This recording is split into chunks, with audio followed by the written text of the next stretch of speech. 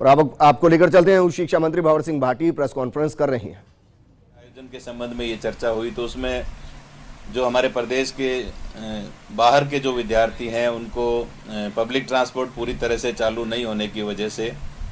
यहाँ राजस्थान में आने की परेशानी के विषय में हमारे राजस्थान के यूनिवर्सिटीज़ के जो हॉस्टल्स हैं वो अभी खुल नहीं पा रहे हैं। जो हमारी हेल्थ विभाग की एडवाइजरी है उसके अनुसार, गृह मंत्रालय के आदेशों के अनुसार, और उसके साथ साथ हमारे जो विद्यार्थी हैं जो गांव में रहते हैं, जिनको शहरों में कमरा लेकर के रहना होता है, पीजी गेस्ट हाउस में रहना होता है, तो उनके सामने भी अभी रूम अवेलेबल होने की समस्या है। और विद्यार्थी कोरोना के इस बढ़ते हुए संक्रमण की वजह से मानसिक चिंता में भी है। तो इन तमाम परिस्थितियों को मद्देनज़र रखते हुए माननीय मुख्यमंत्री महोदय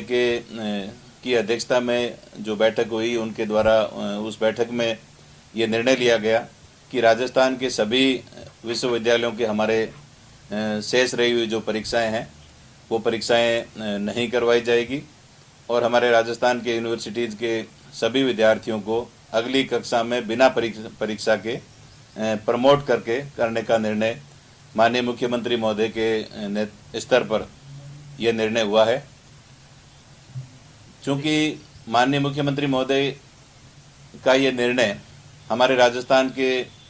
विद्यार्थियों के स्वास्थ्य को मद्देनज़र रखते हुए, कोरोना की बढ़ती हुई संख्या को देखते हुए ये निर्णय लिया गया है। और अब चूँकि कल रात्रि को यूजीसी के द्वारा एक जो गाइडलाइन जारी की गई है उसमें जो हमारे फाइनल ईयर के स्टूडेंट्स हैं उनके लिए एग्ज़ाम करवाने के लिए कहा गया है। 2 दिन पहले ही जिस प्रकार से राज्य सरकार ने निर्णय लिया कि हम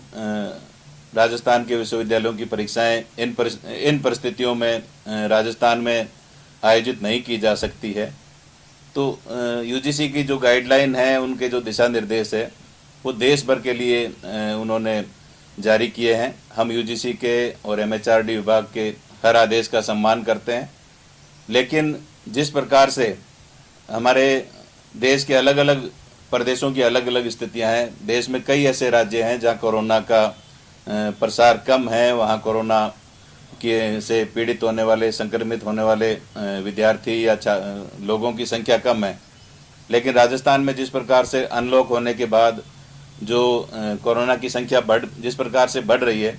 तो इन परिस्थितियों में वर्तमान समय में परीक्षाएं करवाना संभव नहीं है। और इसी तमाम बिंदुओं को सोच करके ये सरकार के द्वारा निर्णय लिया गया था। चूँकि यूजीसी ने गाइडलाइन जारी की है तो हम उस पर भी विचार करेंगे और माननीय मुख्यमंत्री महोदय के स्तर पर ये राज्य सरकार ने उच्च स्तर पर फैसला लिया है। तो यूजीसी के जो भी बिंदु हैं, उनकी जो एडवाइजरी है उसका पूरी तरह से अध्ययन करके माननीय मुख्यमंत्री महोदय के प्रसंज्ञान में ये पूरा विषय लाने के बाद ही यूजीसी की एडवाइजरी के बारे में और जो दिशा निर्देश दिए गए हैं उसके बारे में हम कुछ कहने की स्थिति में रहेंगे। लेकिन वर्तमान में जो परिस्थितियां चल रही है उसमें कोरोना की परिस्थितियां और एग्जाम्स को कंडक्ट करवाने में जो आ रही व्यवहारिक परेशानियां हैं,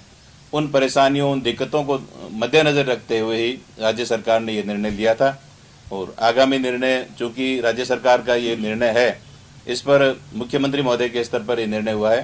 तो आगामी जो भी कार्य योजना होगी मुख्यमंत्री महोदय पूरी तमाम परिस्थितियों का ध्यान में रखते हुए उनके प्रसंज्ञान में सारी बात लाने के बाद ही आगामी कोई में स्टेटमेंट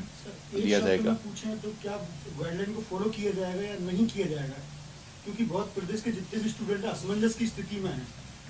वो चाहते हैं कि क्या गाइडलाइन फॉलो की जाए या नहीं की जाए। उसको लेकर अगर एक शब्द में क्या कहना चाहेंगे? अभी भी आपकी चर्चा हुई होगी मुख्यमंत्री से, तो उसको लेकर। अभी माननीय मुख्यमंत्री महोदय से चर्चा नहीं हो पाई है इस विषय पर। मुख्यमंत्री जी से जैसे ही चर्चा होगी यूजीसी की गाइडलाइन के बारे में, उनकी चर्चा के बाद ही डिटेल से हम कुछ कहने की स्थिति में रहेंगे। अभी वर्तमान परिस्थितियों में मुख्यमंत्री जी के स्तर पर यह निर्णय हुआ है कि परीक्षाएं आयोजित नहीं करवानी है तो मैं समझता हूं कि जब तक दोबारा यूजीसी की गाइडलाइन पर उच्च स्तर पर और हमारे जो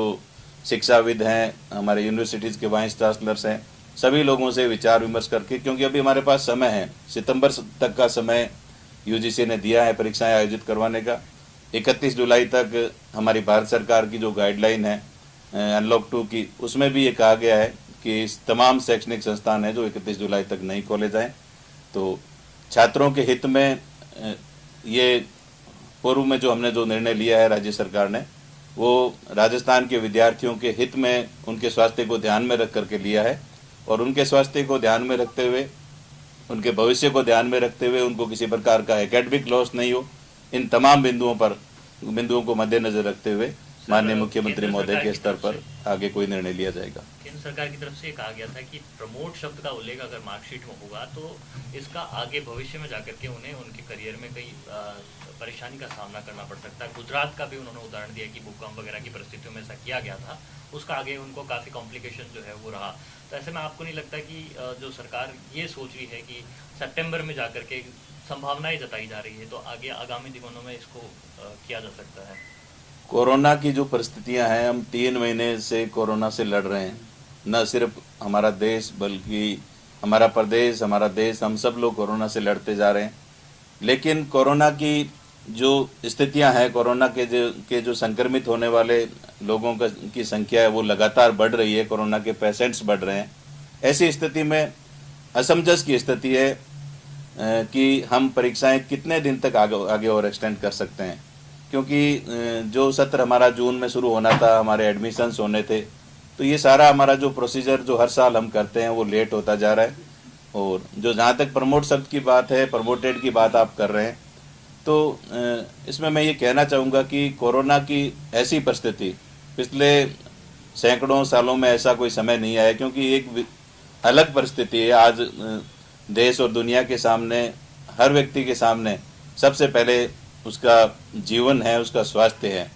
तो ऐसी परिस्थितियों में हमें कुछ ऐसे निर्णय लेने होंगे जो विद्यार्थियों के हित में हो, और उन तमाम बिंदुओं पर चर्चा करने के बाद, उन पर विचार विमर्श करने के बाद ही हमारी सरकार ने ये निर्णय लिया है कि ये परीक्षाएं नहीं आयोजित किए बिना विद्यार्थियों को प्रमोट करें। लेकिन प्रमोट करने में भी हम विद्यार्थियों के हित में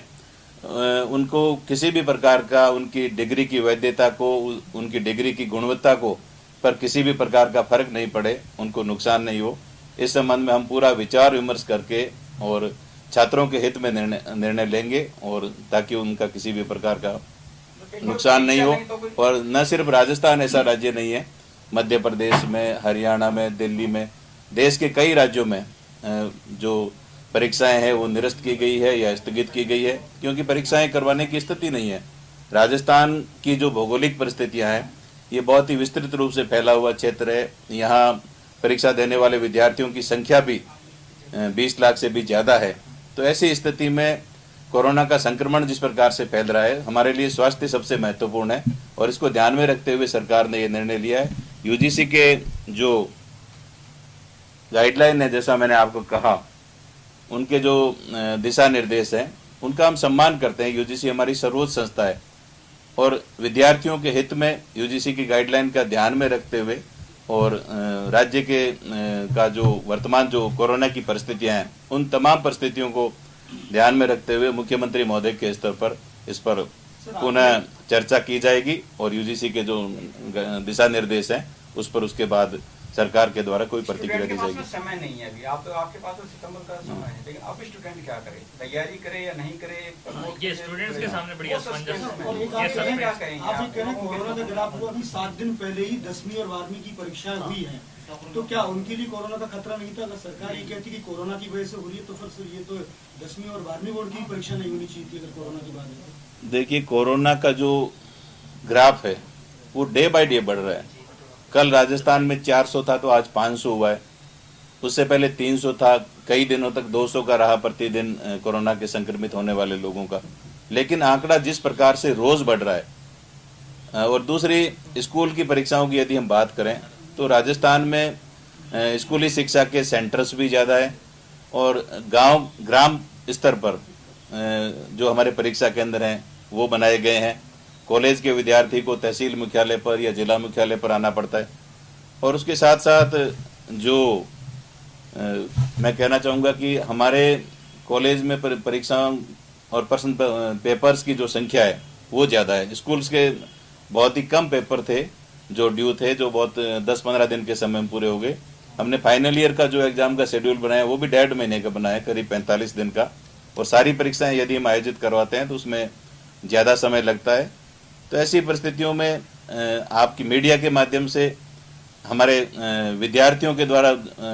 बराबर ये मांग की जा रही थी, उनके अभिभावकों के द्वारा बराबर ये मांग की जा रही है कि सारी परीक्षाएं निरस्त की जाए और विद्यार्थियों को प्रमोट किया जाए। तो इन तमाम परिस्थितियों को ध्यान में रखते हुए विद्यार्थियों, अभिभावकों और हमारे जो शिक्षक हैं उन सब का स्वास्थ्य का ध्यान में रखते हुए और कोरोना की परिस्थितियों को ध्यान में रखते हुए राजस्थान की सरकार ने निर्णय लिया है